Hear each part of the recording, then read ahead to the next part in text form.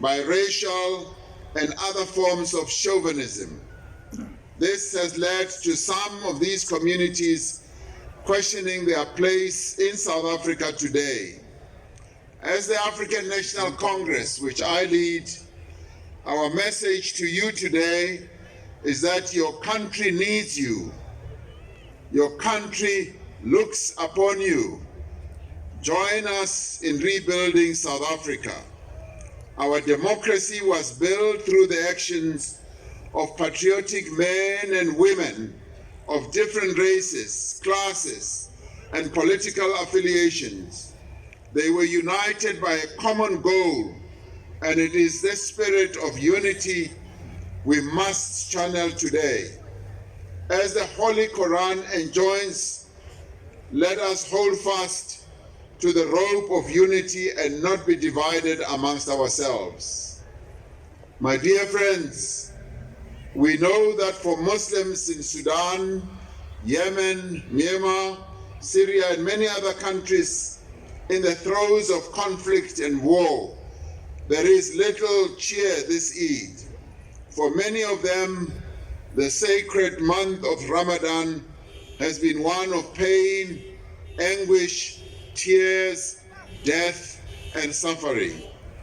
In occupied Palestine and the Gaza Strip, men, women, children are being driven from their homes, bombed, tortured, starved, and killed.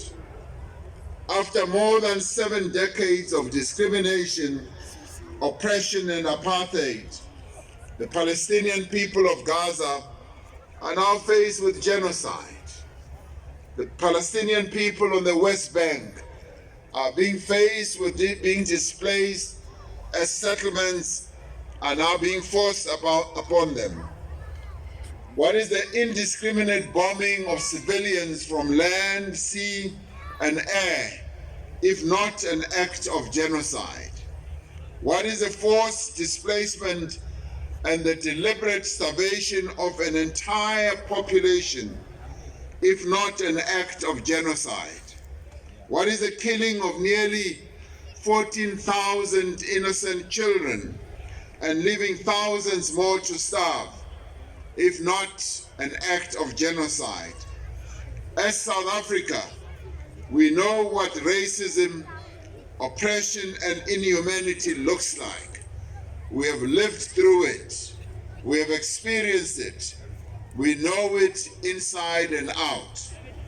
As South Africans, we have said that we will not be bystanders to injustice and oppression. This week marks 30 years since the Rwandan genocide unfolded before the eyes of the killings of one man. Our arms folded as another genocide is perpetrated in our lifetime, regardless of the race, ethnicity, religious or political beliefs of the victims. The Quran says, stand firmly for justice, whether it is against yourselves, your parents, or your close relatives. As South Africans, we will forever stand firmly for justice everywhere, without flinching, without any doubt. We seek justice and peace, not only for ourselves, but for every person, for the oppressed people in Palestine and Western Sahara, and for our neighbors and our fellow citizens.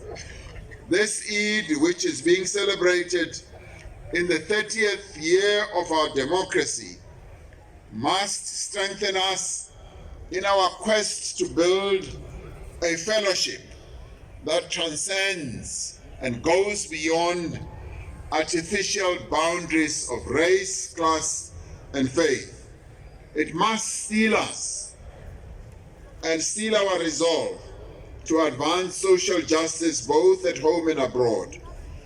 So let us join hands and be part of making South Africa a place of equality, shared prosperity, and true freedom for all. Eid Mubarak to you all. Assalamu alaikum. Thank you very much.